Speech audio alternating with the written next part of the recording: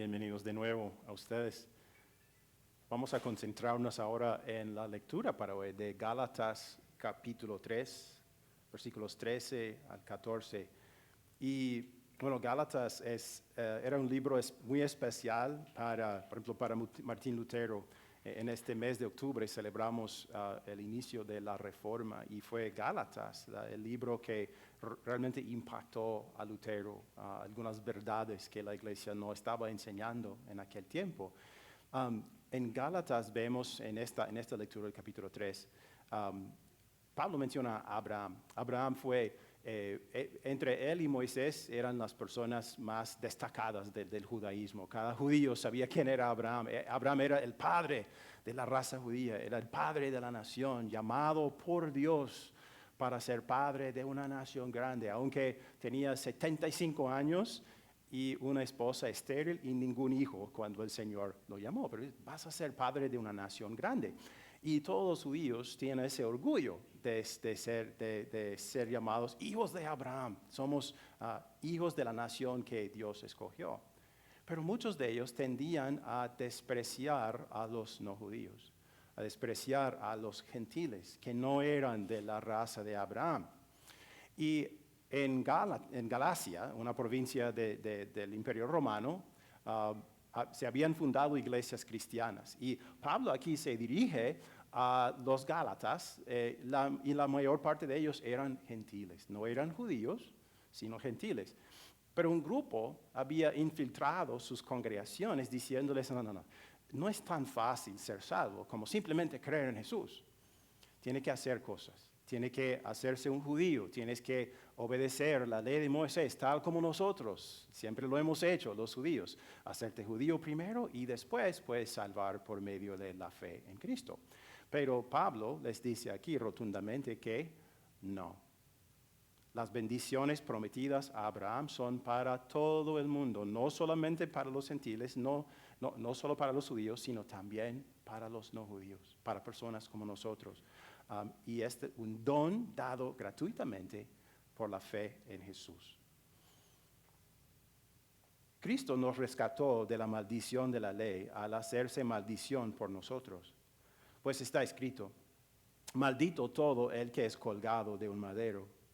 Así sucedió para que por medio de Cristo Jesús la bendición prometida a Abraham llegara a las naciones y para que por la fe recibiéramos al Espíritu según la promesa. Todos ustedes son hijos de Dios mediante la fe en Cristo Jesús, porque todos los que han sido bautizados en Cristo se han revestido de Cristo. Ya no hay judío ni griego, esclavo ni libre, hombre ni mujer, sino que todos ustedes son uno solo en Cristo Jesús. Y si ustedes pertenecen a Cristo, son la descendencia de Abraham y herederos según la promesa. Hermanos y hermanas, esta es palabra de Dios. La próxima canción se llama Desciende Espíritu de Amor. Esta canción, obviamente en el nombre vemos la palabra Espíritu que se refiere al Espíritu Santo. Y hoy vamos a conocer a un hombre llamado Jonás, que en hebreo su nombre significa paloma. Un símbolo del Espíritu es la paloma. Y en esta canción expresamos nuestro deseo, nuestra necesidad de que el Espíritu Santo de Dios descienda sobre nosotros para que no hagamos que el orgullo sea un ídolo en nuestro corazón. Cantamos. Desciende Espíritu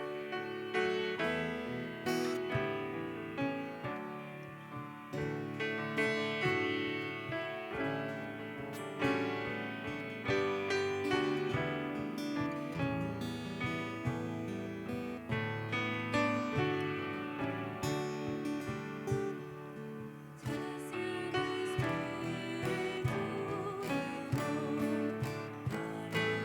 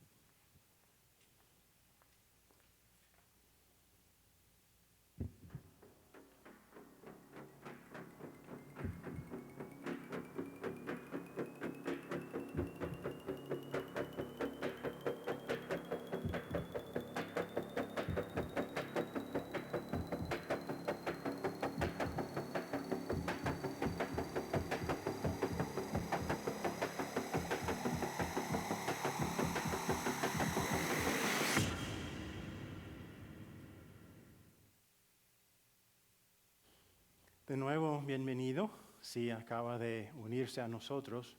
Y la gracia y la paz del Señor Jesucristo sean con todos ustedes en abundancia. Amén.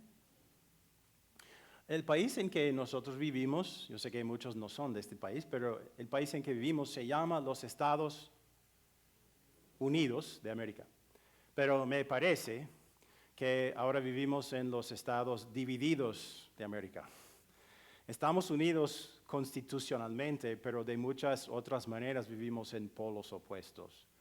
Republicanos y demócratas, conservadores y liberales, blanco, moreno, hispano, asiático, vacunado, no vacunado, pro aborto, antiaborto, capitalista, socialista, y hay tantas otras categorías.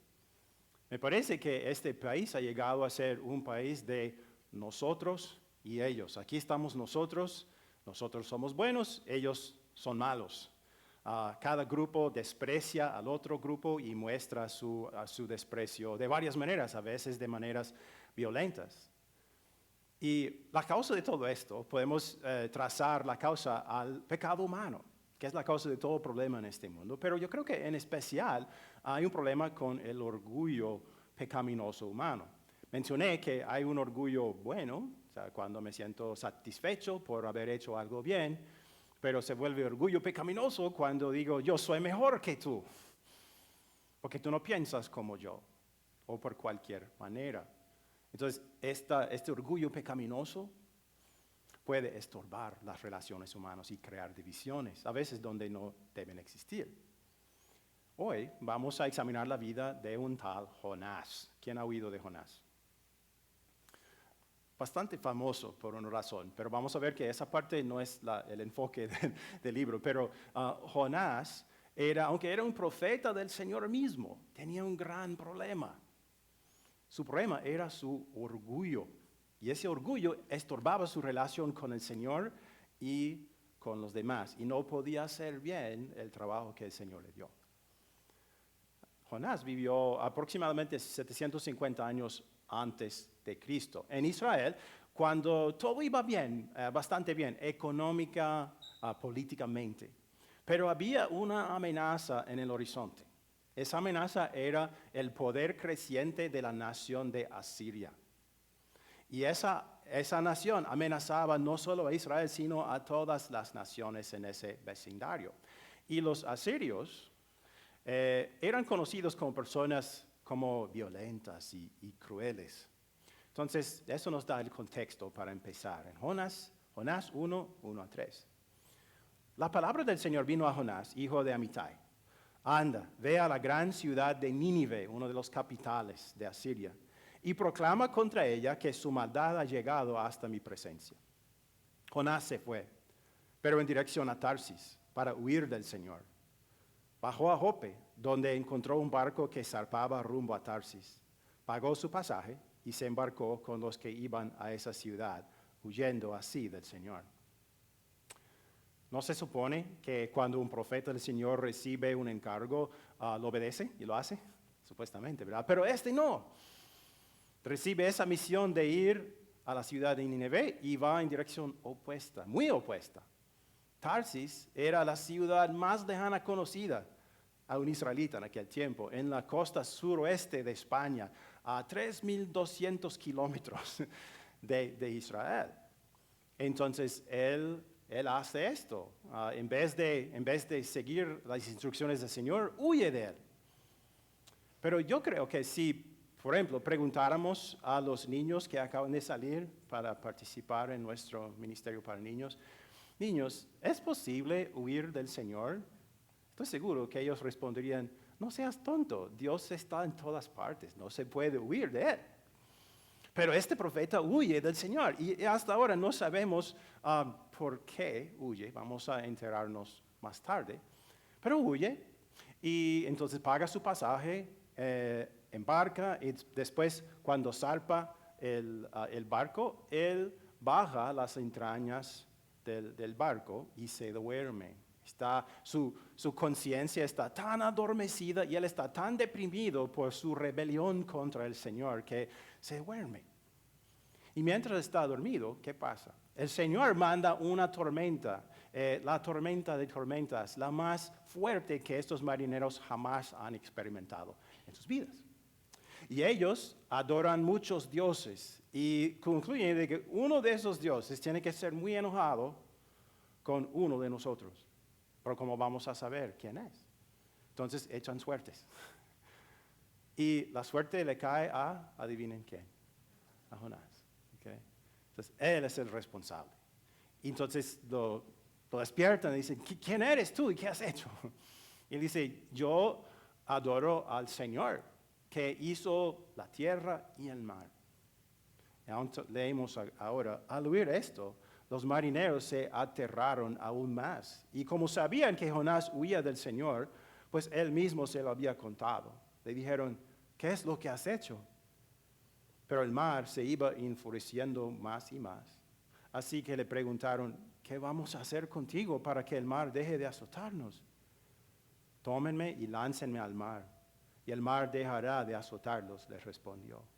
Yo sé bien que por mi culpa se ha desatado sobre ustedes esta terrible tormenta.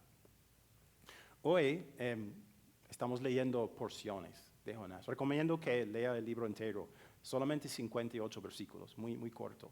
Pero en el libro se da cuenta de que, por ejemplo, aquí estos marineros que eran idólatras, de hecho actúan de una manera más piadosa que este profeta del Señor. Por eso, él embarcó sabiendo que estaba huyendo del Señor, estaba poniéndoles a ellos sus vidas en riesgo, pero a eso no le importaba.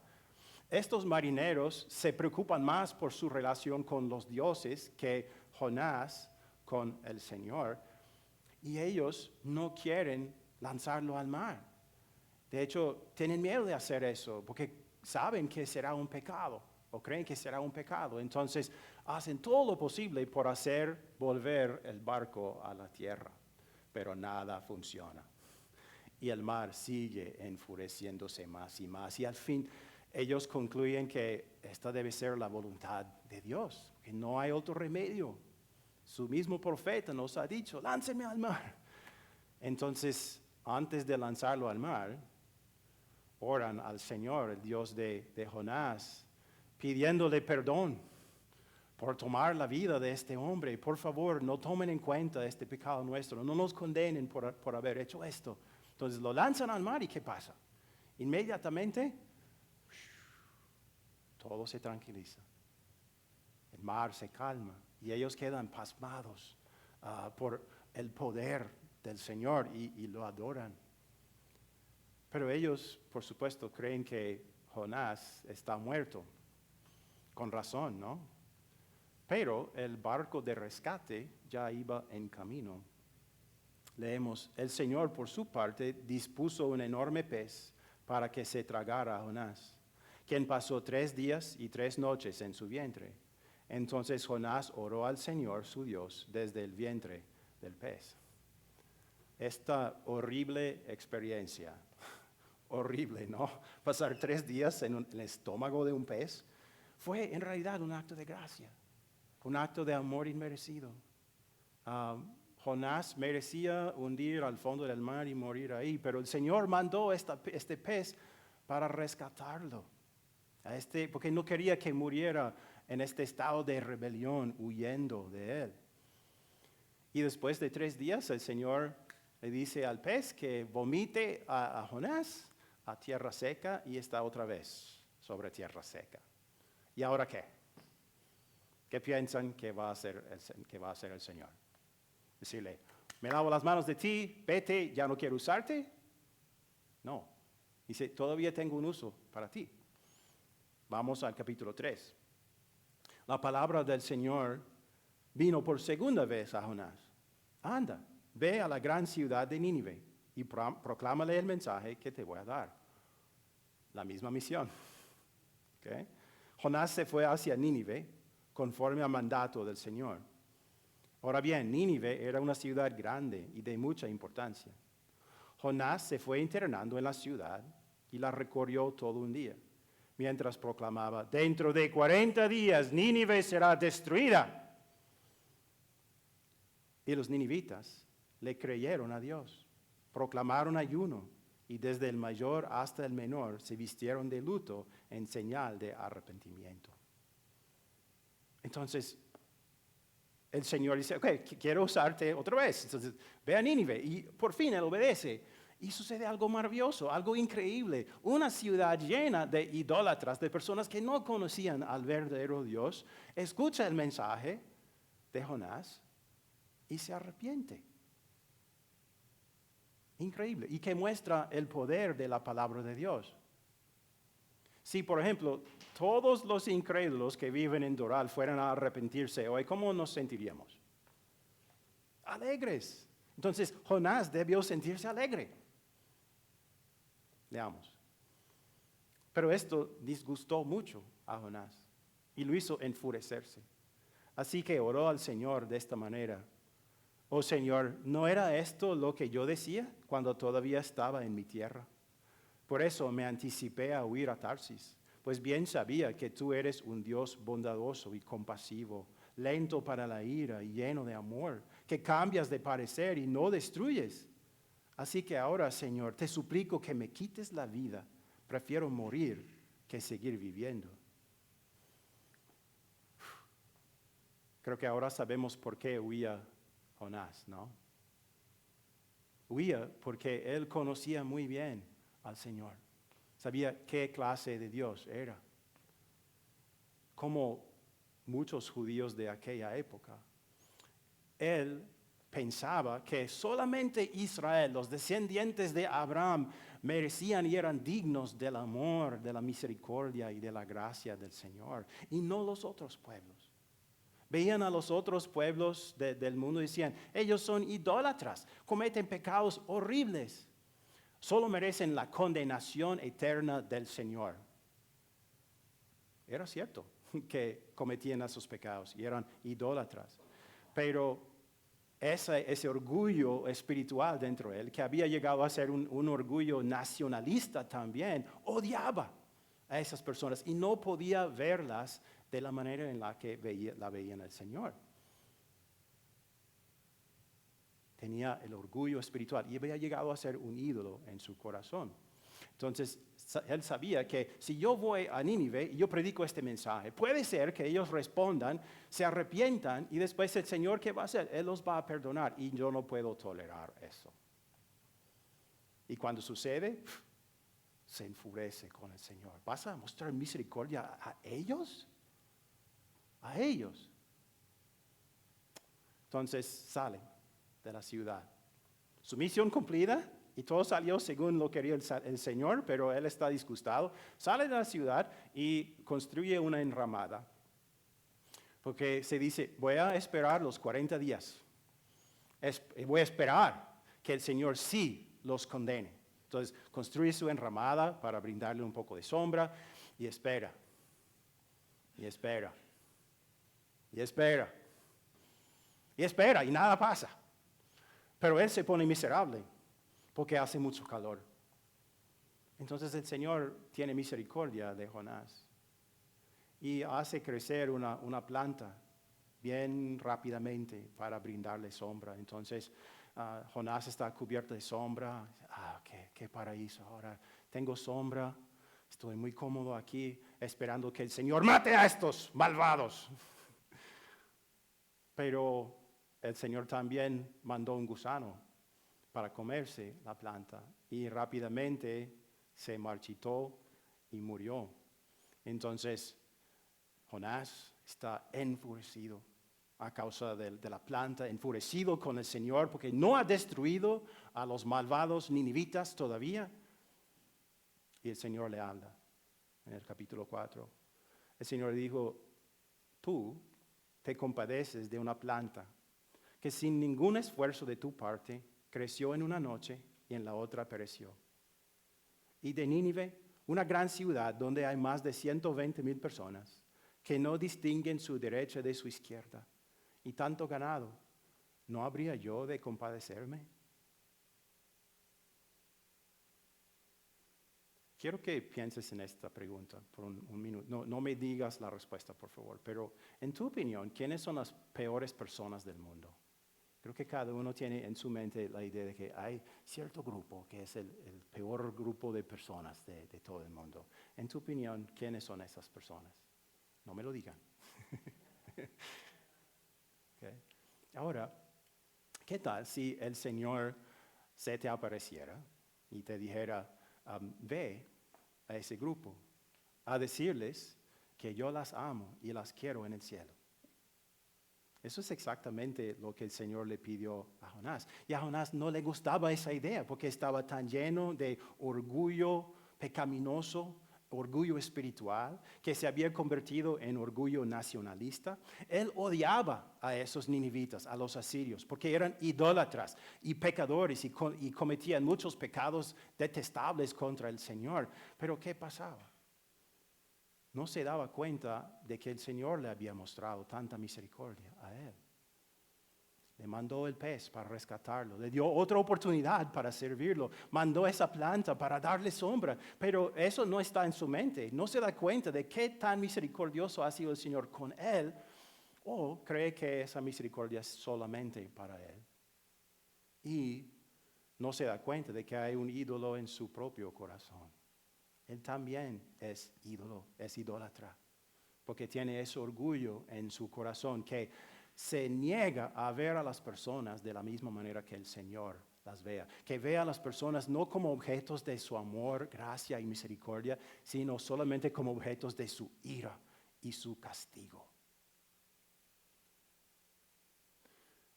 Un señor llamado Martin Niemöller era un pastor en Alemania durante el ascenso de Adolfo Hitler y el partido nazi. Y era un pastor que tenía bastante influencia. Entonces, los nazis querían cerrar todas las iglesias. Y él usó todo su poder político para hacer que eso no sucediera. Entonces, él sobrevivió la guerra y murió en 1984. Pero él dijo a sus amigos durante los últimos años de su vida que había tenido repetidas veces una pesadilla. En esa pesadilla, él veía a Adolfo Hitler delante de Jesús. Y Jesús le preguntaba, Adolfo, ¿por qué hiciste cosas tan viles y malvadas? Y Adolfo Hitler le respondía cabizbajo, yo hice estas cosas porque nadie me dijo cuánto tú me amabas. Y Niemöller se dio cuenta de que durante todas las reuniones que él había tenido con el Führer, con Adolfo Hitler, durante todos esos años, nunca lo había visto como Dios lo veía. Nunca lo había visto como un hombre que necesitaba perdón, que necesitaba misericordia y gracia, sino solamente como un hombre que merecía ser odiado y despreciado y castigado.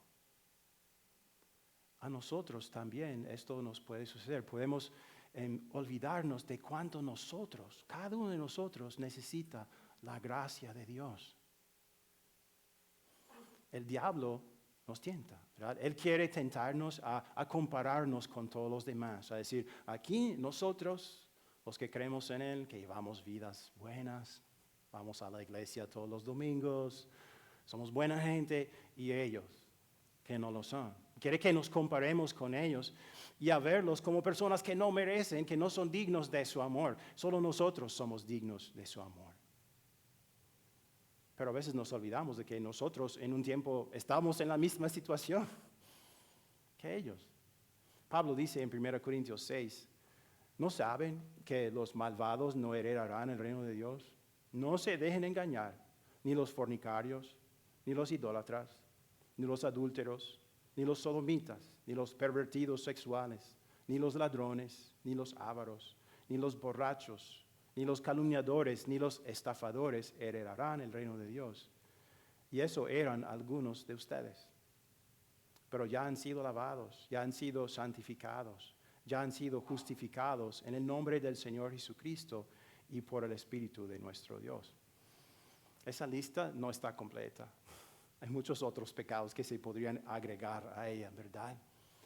Y nosotros los hemos cometido. Un solo pecado cometido contra el Dios Santo merece su condenación eterna. Y no hay ni siquiera uno entre nosotros que sea digno del amor de Dios, porque hemos pecado. Ni uno de nosotros, ni uno de ellos. Y si nuestras vidas como cristianos son mejores que las vidas de los que no creen, si llevamos vidas más morales, ¿eso se debe a nosotros? ¿A nuestro esfuerzo? ¿A nuestra bondad? No. Se debe a la obra del Espíritu en nosotros. Es un don de gracia del Espíritu que yo tenga una vida así. Entonces, esta clase de orgullo pecaminoso, ¿qué hace? Estorba nuestra relación con Dios, porque nos lleva a pensar, no necesito el amor de Dios tanto como ellos. Yo sé mejor que ellos, pero contradigo la palabra de Dios. Y eventualmente podría concluir que realmente no necesito la gracia, pero ellos sí, ¿verdad? Y este orgullo puede producir otras clases de problemas de nosotros y ellos en la sociedad o en nuestras vidas. Yo me crié en la ciudad de Milwaukee, Wisconsin. Y en Milwaukee hay muchas personas que son de ascendencia alemana, como yo. Hay otro grupo grande de personas que son de ascendencia polaca. Y cuando yo era un niño, todos nosotros, que éramos de ascendencia alemana, pensaban que los polacos eran estúpidos. Nadie me decía como niño por qué era así, pero la idea era, no, los polacos son estúpidos. ¿Ah? Entonces, hacíamos bromas, contábamos bromas. Decimos, ¿cuántos de ellos se necesita para cambiar una bombilla? Pues, por supuesto, 10. 1 para aguantar la bombilla y 9 para dar vueltas a la casa. Entonces, aparentemente ellos eran estúpidos. ¿Pero por qué? Yo nunca sabía por qué. Me imagino que ellos pensaban que nosotros eran estúpidos también. Nosotros éramos ellos para ellos. Pero esto es lo que creo que pasó. Que en el pasado, cuando estos grupos de inmigrantes llegaban a Milwaukee, tenían contacto por primera vez y los alemanes decían, qué tan raro es ese idioma, suena extraño. Y la comida de ellos, y la manera en que se visten, la manera en que bailan, tienen que ser estúpidos. Y con el tiempo, esas diferencias étnicas fueron desapareciendo, pero el estereotipo permaneció. Un estereotipo es cuando tomamos un rasgo de algunas personas de un grupo y la atribuimos a todos los miembros de ese grupo. Cuando nosotros decimos todos los polacos son, o cuando ellos decían todos los alemanes son, no es cierto. Los estereotipos nunca valen. No podemos decir que una cosa se aplica a todos los miembros de un grupo nacional, por ejemplo. Ahora, ¿hay estereotipos en Doral? Sí, ok, alguien lo admitió. Sí, he escuchado a personas decir, los cubanos, wow. Los venezolanos, ellos siempre hacen eso. Y los de Weston, aún peor que los de aquí, ¿verdad? Pero los norteamericanos, los peores de todos, me irritan con lo que ellos hacen. Y todos ellos lo hacen. Aquí hay estereotipos también, aquí hay divisiones. Y hermanos, nunca deberíamos aprobar el pecado. Sí, vamos a ver pecado en la vida de personas, ¿verdad? Pero muchas de las diferencias que vemos entre nosotros y ellos no son asuntos de bien o mal, de obediencia a Dios o desobediencia, solamente son diferentes, son diferencias. Pero nos gusta usar estereotipos. Y si dejamos que esos estereotipos moldeen nuestra visión sobre las otras personas, entonces eso puede causar que olvidemos que ellos también necesitan el amor de Dios. Podría hacernos olvidar que ellos necesitan la gracia de Dios tanto como nosotros. Y en una congregación tan diversa como la nuestra, podría impedir nuestro ministerio. Porque si yo digo, bueno, nosotros nos quedamos aquí, y yo sé que ellos son miembros de la misma iglesia, pero yo me quedo aquí. No me voy a asociar.